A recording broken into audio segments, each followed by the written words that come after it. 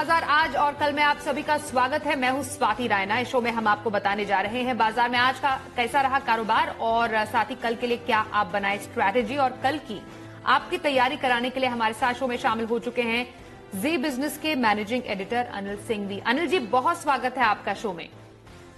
साथ ही खास मेहमान जो आज हमारे साथ पूरे आधे घंटे रहेंगे साथ वो हैं एचडीएफसी सिक्योरिटीज के वीके शर्मा। शर्मा सर, बहुत स्वागत है आपका।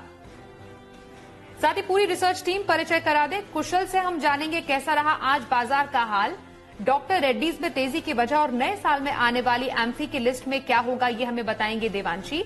साथ ही मारुति के शेयर में तेजी के ट्रिगर्स बताएंगे हमें वरुण और टाटा केमिकल्स में तेजी की वजह हम जानेंगे मानसी से। बातचीत का सिलसिला शुरू करें उससे पहले आज बाजार का कारोबार कैसा रहा सबसे पहले उस पर एक नजर डाल लेते हैं।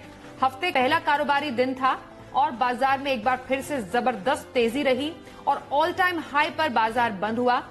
निफ्टी 13,350 के पार और साथ ही सेंसेक्स की बात की जाए तो 45,400 के पार बंद होने में कामयाब रहा।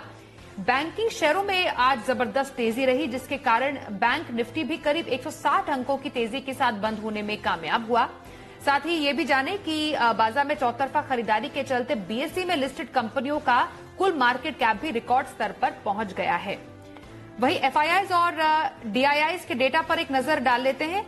एफआईआईज यानी विदेशी संस्थागत निवेशकों ने कैश मार्केट में आज 3,792 करोड़ रुपए की खरीदारी की। वहीं डीआईआईज यानी घरेलू संस्थागत निवेशकों ने आज 2,767 करोड़ रुपए की बिकवाली की है।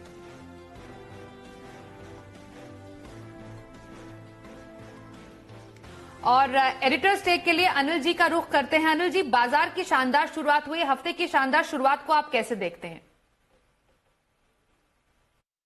भारतीय बाजारों के लिए एक और दमदार ट्रेडिंग सेशन जहां लगातार पांचवें दिन भारतीय बाजारों ने रिकॉर्ड बनाए। दुनिया भर के बाजारों से थोड़ी सुस्ती के संकेत थे आज सुबह सुबह, खासतौर से एशियाई बाजारों में और हांगकांग में कमजोरी थी। डाउ फ्यूचर्स लाल निशान में ट्रेड कर रहे थे। एसजेएक्स निफ्टी 770 अंकों की कमजोरी दिखा रहा था, लेकिन उसके विपरीत भारतीय बाजार खुले एकदम शांत और सपाट।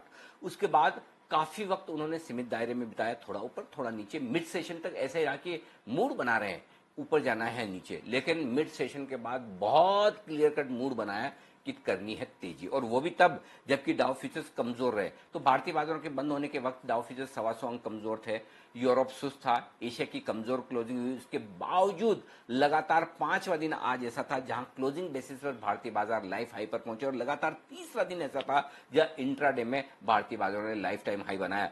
निफ्टी में अब 13,366 ये है वो लेवल जो इतिहास में दर्ज हो चुका है अब तक के हाईएस्ट लेवल पर, और उससे सिर्फ 11 पॉइंट नीचे क्लोजिंग दिए 13,355 पर। यह बताता है ताकत। हफ्ते के पहले दिन एकदम दिन के हाईएस्ट लेवल पर बंद हुआ है निफ्टी। और सेंसेक्स आप देखिए अब तक का हाई बना है अब 45,458, और उसके बेहद करीब सेंसेक्स भी बंद होने में कामयाब रहा। बैंक निफ्टी ने जो शुक्रवार को 30,000 के ऊपर की क्लोजिंग दी उसके बाद और मजबूती बनती हुई दिखी है। बैंक निफ्टी भी आज 30,200 के ऊपर बंद होने में कामयाब रहा। तो चौतरफा खरीदारी थी, लेकिन ये तो सिर्फ इंडेक्स है।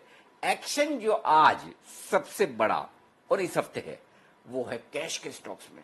मिड कैप स्मॉल कैप शेयरों में एकदम पार्टी चल रही है, और वहां पर आप जो स्टॉक देखें 5%, 10%, 15%, और आज तो खबरें भी अच्छी थी। 300 स्टॉक से ज्यादा ऐसे हैं जिनके सर्किट फिल्टर की लिमिट्स बदली है, ज्यादातर की सर्किट फिल्टर की लिमिट बढ़ा दी है। कोई 5 से 10, 5 से 20, 10 से 20, इस तरह से सर्किट फिल्टर बढ़ गए, तो और ज्यादा लोगों को डे ट्रेड करने का मौका मिल रहा है, और बस वहीं पर लोग एकदम फुल फ्लेज एक्शन में हैं। तो ग्लोबल मार्केट की सुस्ती का कोई खास असर नहीं। हमारे यहां टेक्निकली बाजार मजबूत है, रोज लाइफ हाई बन रहा है, एफआईएस की दमदार खरीदारी चल रही है। ग्लोबल मार्केट्स ठीक है, बहुत अच्छे नहीं, बहुत खराब नहीं, इनफैक्ट अच्छे ही माने जाएंगे।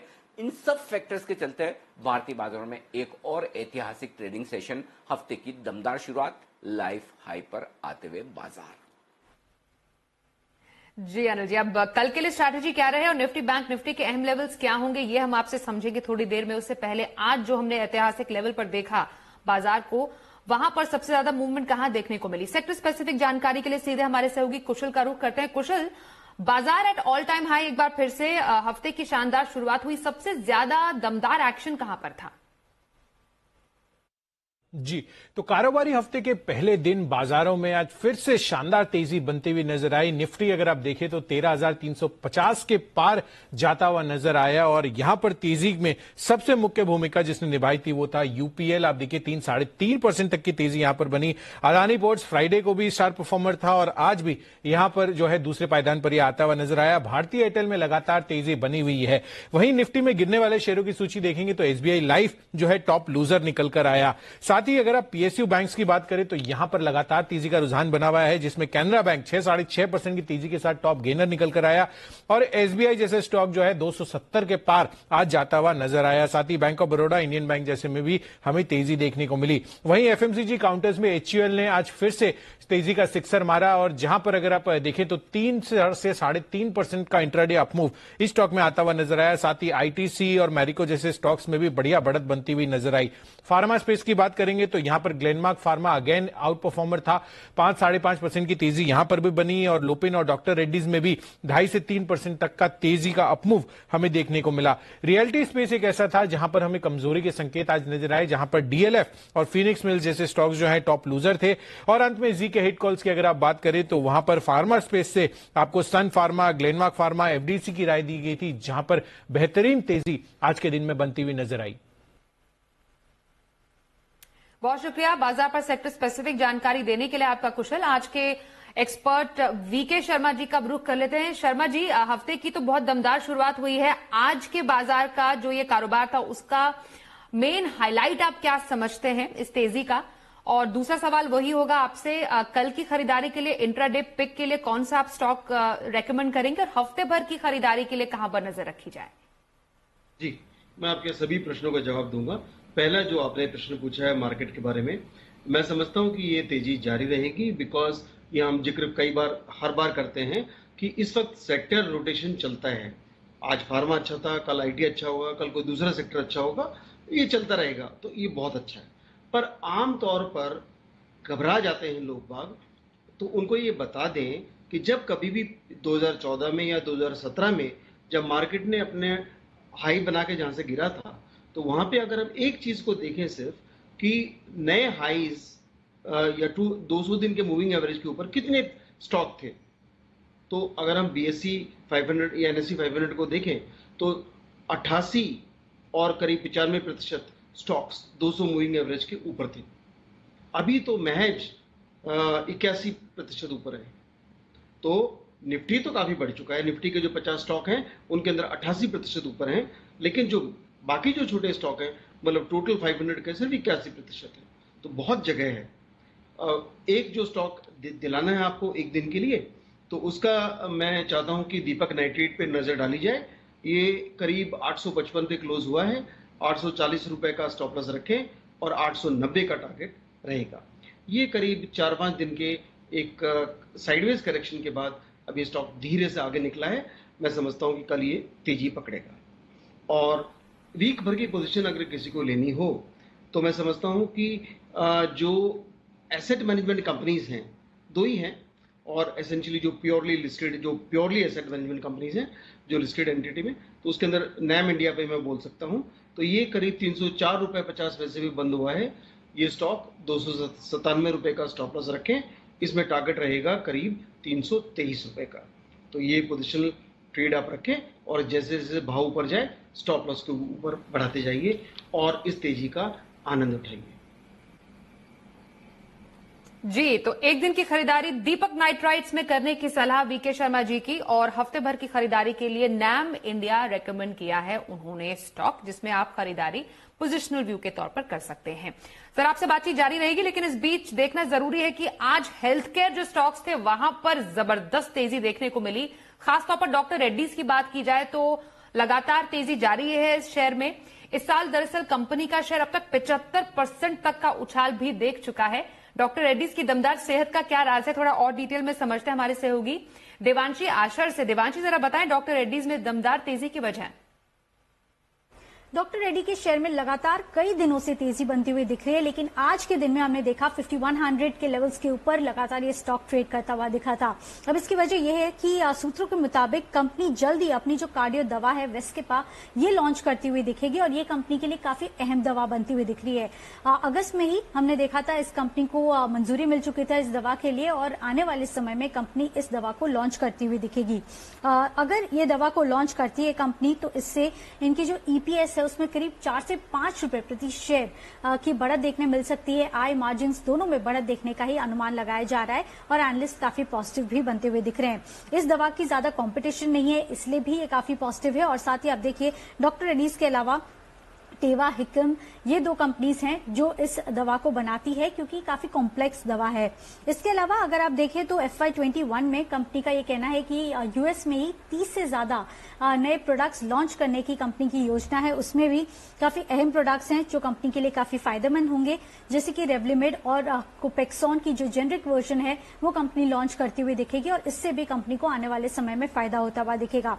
एनालिस्ट का ये मानना है कि FY26 तक अगर ये जल्दी लॉन्च हो जाती है रेवलिमिड तो करीब 250 से 260 रुपए प्रति शेयर का जो फायदा है वो होता हुआ दिख सकता है इस लॉन्च से। तो ये काफी अहम लॉन्च है जिस पर बाजार की नजर टिकी हुई है।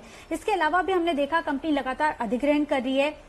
कई पोर्टफोलियोज हैं जो कि कंपनी ने कई कंपनी से खरीदे हैं। हाल ही में ग्लेनमार्क से कंपनी ने कई जो प्रोडक्ट्स या पोर्टफोलियोज हैं वो खरीदे थे जिसका फायदा आने वाले समय में मिलता हुआ दिखेगा। और इसके अलावा भी आप देखिए जो वैक्सीन आती हुई दिखेगी कहीं ना कहीं एक सेंटिमेंटल बूस्टर जरूर होता हुआ दिख रहा है। लेकिन आज की खबर के चलते हमने देखा ये जो गेन्स हैं वो आज के दिन में आते हुए दिखे थे डॉक्टर रेड्डीज पर। लेकिन अगर आप YTD गेन्स देखें यानी कि जनवरी से लेकर अब तक तो करीब 75% से ज्यादा की तेजी ऑलरेडी डॉक्टर रेड्डीज दिखा चुकी है। शुक्रिया देवांशी इस पूरी खबर पर और ज्यादा डिटेल्स देने के लिए। क्विक रिएक्शन हम शर्मा सर आपसे लेते हैं। फार्मा स्टॉक्स के लिए अच्छा टाइम चल रहा है, कोई फेवरेट शेयर आपका इसमें से?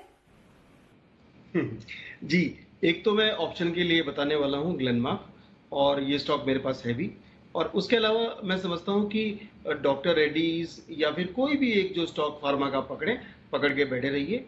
ये पूरा सेक्टर अच्छा इसलिए करेगा क्योंकि इसके अंदर जो कैपेक्स जिन लोगों ने कर लिया है, क्रॉस ब्लॉक जिन लोगों का बढ़ गया है और उसके जो फायदे हैं अभी होंगे। तो अगर आप सेल्स टू उनका टर्नओवर रेशियो देखें तो जिनकी अभी कम है उनकी आगे चल के काफी प्रॉफिटेबिलिटी बढ़ेगी। इस बात पे ध्यान रखिए, ये एक मुद्दा है जो आप देख सकते हैं। सेक्टर के लिए मैं बहुत ही पॉजिटिव हूँ और 2015 के बाद अभी उन्होंने अपने हाइज को इस बार इन्होंने लीड किया था रैली को फार्मा ने। और ये मैं समझता हूँ कि ये एक मौसम का मेंढक नहीं है, या कम से कम 3 साल ये तेजी चलनी चाहिए। जी चलिए, फार्मा सेक्टर पर काफी पॉजिटिव रुख रखते हुए हमारे आज के एक्सपर्ट आगे बढ़ते हैं अगली खबर की ओर। एसोसिएशन ऑफ म्यूचुअल फंड्स यानी एम्फी 5 जनवरी को अपनी नई लिस्ट जारी कर सकती है। इस लिस्ट में कई बदलाव भी संभावित है और यस बैंक समेत 5 शेयरों में बड़े बदलाव किए जा सकते हैं। और क्या खास हो सकता है लिस्ट में? देवांशी, आपका एक बार फिर से रुख हम कर रहे हैं। एम्फी की इस लिस्ट में क्या कुछ है बदलाव में?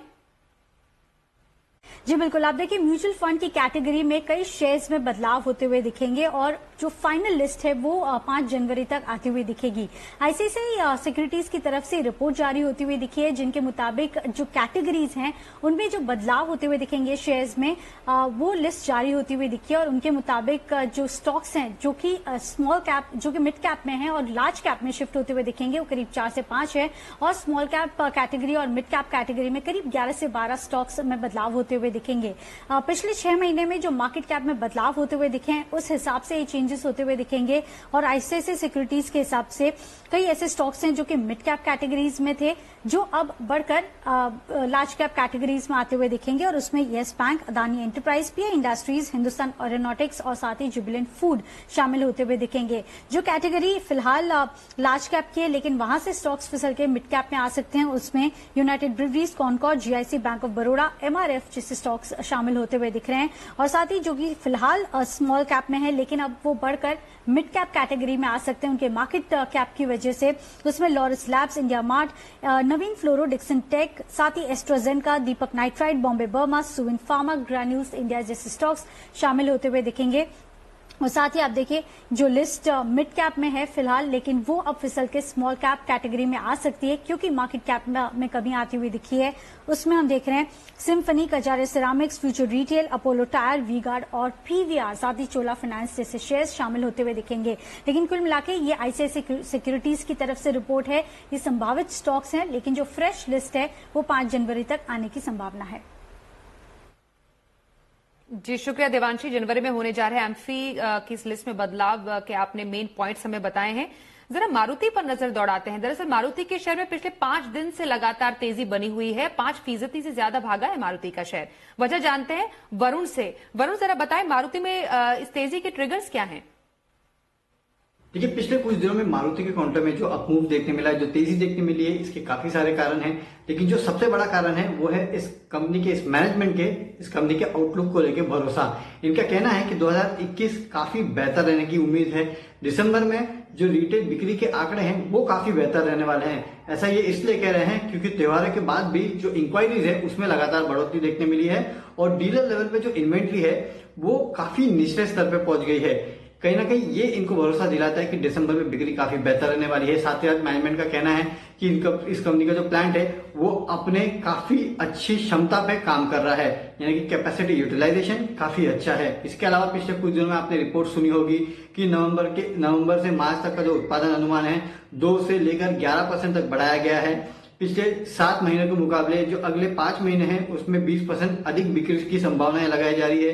जनवरी मार्च 2021 में पेंटअप डिमांड जो है वो जारी रहने का अनुमान लगाया जा रहा है और मुंबई, चेन्नई, अहमदाबाद जैसे इलाकों में इस कंपनी ने सब्सक्राइबर मॉडल जो है वो लॉन्च किया है। तो काफी सारे पॉजिटिव डेवलपमेंट्स हुए पिछले कुछ समय में इस कंपनी को लेके और इसके लिए आप देख रहे हैं कि लगातार स्टॉक में तेजी देखने मिल रही है और इस तरह का दिग्गज जो है इस तरह के मूव दिखा रहा है। शुक्रिया वरुण इस जानकारी के लिए। सिर्फ मारुति सुजुकी ही नहीं बल्कि हम टाटा केमिकल्स को भी देखें तो यहां पर भी काफी अच्छी रफ्तार हमें देखने को मिल रही है। महज 1 महीने के भीतर टाटा केमिकल्स का शेयर 63% तक चढ़ा है। जरा इसकी जानकारी लेते हैं हमारी सहयोगी मानसी से। मानसी, टाटा केमिकल्स में तेजी किन वजहों से है? जी बिल्कुल, देखिए टाटा केमिकल्स में लगातार कई दिनों से अच्छा एक्शन देखने को मिल रहा है। अगर पिछले 5 ट्रेडिंग सेशन को समझने की कोशिश करें, स्टॉक में करीब 30 से लेकर 31% तक की तेजी देखी जा चुकी है और महज एक महीने में 63% तक का जंप स्टॉक ने देखा है। काफी ज्यादा गेनिंग मोमेंटम है और कई सारी वजह है इसके पीछे। सबसे पहले तो प्रमोटर का जो भरोसा है वो कंपनी पर कायम है और इसी के चलते हम देख रहे हैं कि एक्शन है। ताजा खबर ये है कि टाटा सन्स ने अतिरिक्त 25,71,000 शेयर 471 रुपये 88 पैसे के दाम पर खरीदे हैं। ताजा खबर है, ताजा अपडेट है जिसके चलते एक्शन है। साथ ही घरेलू बाजार में मांग वापस लौटने की भी संभावना है, उम्मीद है पूरी। इसी के चलते एक एक्शन हम देख रहे हैं। जिसके साथ ही इनके स्पेशलिटी कारोबार मजबूत है। क्रॉप प्रोटेक्शन में भी अच्छी पकड़ है। इनकी सब्सिडरी रैलिस इंडिया के जरिए क्रॉप प्रोटेक्शन में मजबूती देखने को मिल रही है। सोडा ऐश सोडियम बाइकार्बोनेट की मांग बढ़ती दिखी है जिसके चलते कंपनी के कारोबार को फायदा मिला है। इतना ही नहीं, डिटर्जेंट और ऑटोमोटिव इंडस्ट्री से भी कंपनी को काफी हद तक सपोर्ट मिलता हुआ दिख रहा है। इनकी मैनेजमेंट कमेंट्री को अगर समझने की कोशिश करें, उनका मानना है कि एंटी डंपिंग ड्यूटी से भारतीय कारोबार में मजबूती दिखेगी। मार्च 2021 तक घरेलू कारोबार पटरी पर आने की उम्मीद है। विदेशी कारोबार में रिकवरी की अब भी जरूरत है और कंटेनर ग्लास सेगमेंट की अगर बात करें, वहां पर अच्छी रिकवरी देखने को मिल रही है। साथ ही चीन से कॉम्पिटिशन कम होने से कंपनी को काफी हद तक फायदा मिल रहा है। तो ये तमाम फैक्टर्स हैं जिसके चलते टाटा केमिकल्स में अच्छी बढ़त के साथ शानदार एक्शन हम कई दिनों से देख रहे हैं। शुक्रिया मानसी आपका टाटा केमिकल्स में तेजी की वजह बताने के लिए। चलिए अब शो में देखते हैं शर्मा जी का ऑप्शन।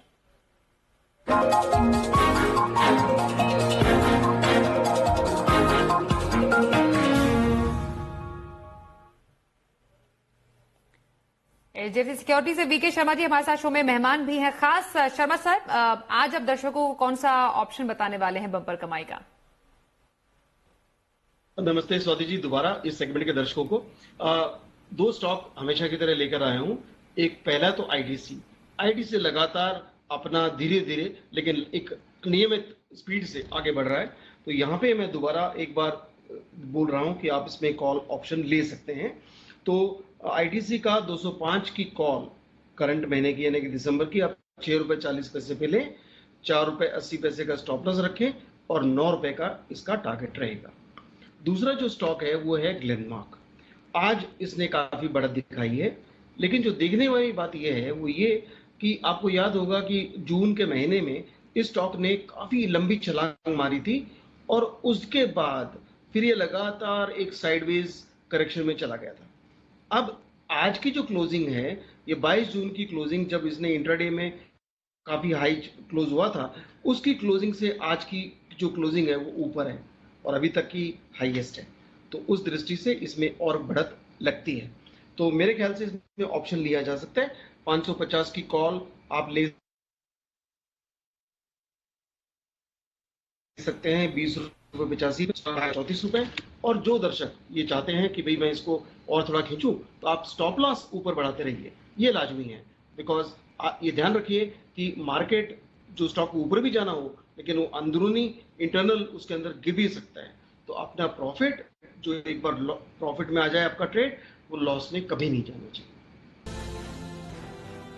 कल के लिए बाजार पर स्ट्रैटेजी समझते हैं। अनिल जी, आप कल के लिए क्या खास स्ट्रैटेजी बनाने की सलाह देंगे आप? जहां तक कल के बाजारों का सवाल है, डेफिनेटली संकेत अमेरिकी बाजारों से आपको लेने होंगे। स्पेशली जब अमेरिकी बाजार 125 पॉइंट नीचे डाउ फ्यूचर्स पर ट्रेड कर रहे हो, तो ये देखना इंटरेस्टिंग होगा कि रात को अमेरिका में ट्रेड किस तरह का होता है, फिर कल सुबह डाउ फ्यूचर्स के क्या हाल होते हैं। एशियाई बाजारों की कमजोरी का कोई खास फर्क भारतीय बाजारों पर पड़ता नहीं, जो आज भी आपने देखा। लेकिन हाँ, अमेरिका के फ्यूचर्स, अमेरिका के मार्केट थोड़ा हम पर असर डालते हैं। तो ओपनिंग वहां से होगी, उसके बाद भारतीय बाजार अपनी ताकत पर बढ़ेंगे। और ताकत कैसे दिखेगी? 13,150, 13,250। अब ये 100 पॉइंट की रेंज कल के लिए बाजार पर मजबूत सपोर्ट के तौर पर काम करेगी, पहली बात। और अगर बैंक निफ्टी पर आप देखें तो 29,800 से 30,000, ये 200 पॉइंट की रेंज मान सकते हैं। 29,800 से 30,000, ये 200 पॉइंट की रेंज मजबूत सपोर्ट का काम करेगी। ऊपर कितना जा सकते हैं? देखिए, वैसे तो लाइफ टाइम हाई पर निफ्टी ट्रेड कर रहा है, तो ऊपर के लेवल तो कुछ भी बन सकते हैं। लेकिन फिर भी आपकी जानकारी के लिए, ऊपर का लेवल पहला छोटा सा 30,450 के आसपास का है, जो ज्यादा दूर नहीं है। थोड़े से ऊपर के लेवल की बात करते हैं, 30,625, 30,825, ये ऊपर के टारगेट बैंक निफ्टी में बनेंगे आपके लिए। और निफ्टी में 13,400 पार होते ही 13,500 के आसपास के टारगेट, जहां पर कॉल्स में हाईएस्ट ओपन इंटरेस्ट है, वहां तक के टारगेट निफ्टी पर बनते हैं। तो ओवरऑल मजबूती का रुझान है, बाजार और तेजी से आगे बढ़ने को तैयार है। आपको सिर्फ इतना करना है, पहला, कैश मार्केट के स्टॉक्स में पूरा फोकस करें। दूसरा, जितना ज्यादा आप इंट्राडे में ट्रेड कर पाए उतना बढ़िया। और तीसरा, आप अपना स्टॉप लॉस स्ट्रिक्ट लगाकर रखें। ये तो बात हुई ट्रेडर्स के लिए। इन्वेस्टर्स का जहां तक सवाल है, अब धीमे धीमे आपके लिए वक्त आएगा जहां आप प्रॉफिट बुकिंग थोड़ी थोड़ी करना शुरू कर सकते हैं, अगर आपकी सही लेवल पर एंट्री हुई है। हाँ, लेकिन अगर आप शॉर्ट टर्म इन्वेस्टर हैं और जल्दी ट्रेड करना जानते हैं, फटाफट प्रॉफिट लेना जानते हैं, तो कैश मार्केट के स्टॉक्स में अब भी 2-3 दिन ऐसा है कि और बड़े मूव आ सकते हैं। और जनरली होता ही है कि कैश मार्केट के स्टॉक्स जब मूव में आते हैं, जब एक्शन में आते हैं, जब भागते हैं, तो दिन में 10-15%, हफ्ते में 25-30-40% बढ़ जाते हैं। तो वो मौका आपको खोना नहीं है, वो ध्यान में रखिए। बाकी ओवरऑल ट्रेंड, मूड, माहौल, सेंटिमेंट सब कुछ परफेक्ट है। जी, शुक्रिया अनिल जी, कल के लिए स्ट्रैटेजी बताने के लिए। Sharma sir, long term strategy कहां रखने की सलाह देंगे आप आज? जी, लॉन्ग टर्म स्ट्रेटजी तो उसके लिए वापस हमको एक पीएसयू में आना पड़ेगा, और उस पीएसयू का नाम है कोल इंडिया। ये कंपनी, अगर हम इंडिविजुअल बेसिस पे देखें, तो दुनिया की सबसे बड़ी अकेली कोल कंपनी है, सिंगल प्रोड्यूसर। और ये नेट लेवल के ऊपर डेट फ्री है।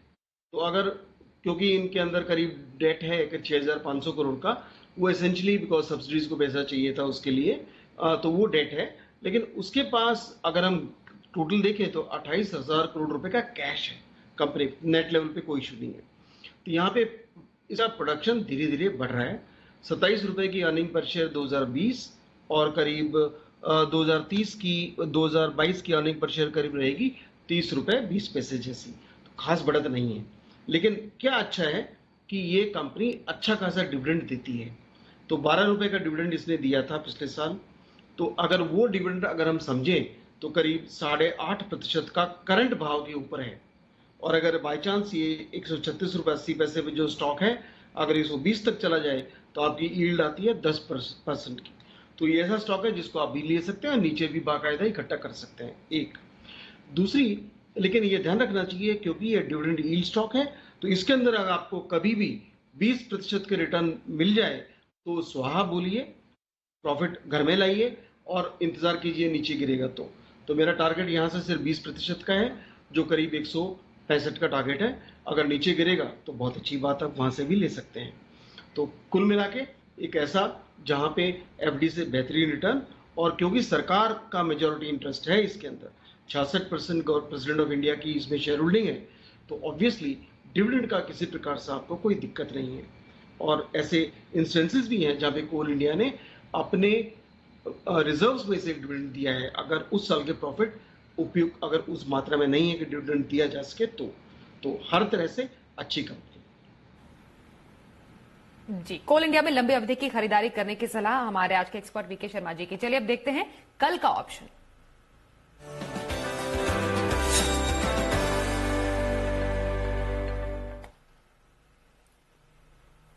किरणजादव.com के सीईओ आशीष केलकर से बात करते हैं। आशीष जी, बहुत स्वागत है आपका। बताइए कल ऑप्शन के जरिए कहां पर मौके बनेंगे? Good evening. देखिए, एयरटेल पर बहुत ही बढ़िया एक मूव आएगा, इसलिए भारतीय एयरटेल का 510 का कॉल खरीदारी करने की सलाह है। करंट मार्केट प्राइस इसका आज का क्लोजिंग करीबन 20 रुपए के आसपास है। खरीदारी 20 रुपए के आसपास ही करनी चाहिए। स्टॉप लॉस 17 रुपए का बहुत ही नजदीक है। मेरा पहला लक्ष्य रहेगा 25 रुपए का और दूसरा लक्ष्य रहेगा 27 रुपए का।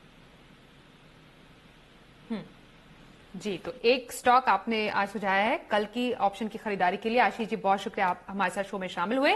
साथ ही वीके शर्मा जी, आपका भी बहुत शुक्रिया, आप शो में शामिल हुए। साथ ही हमारे तमाम सहयोगियों का भी बहुत शुक्रिया। तो आज के लिए शो में बस इतना ही।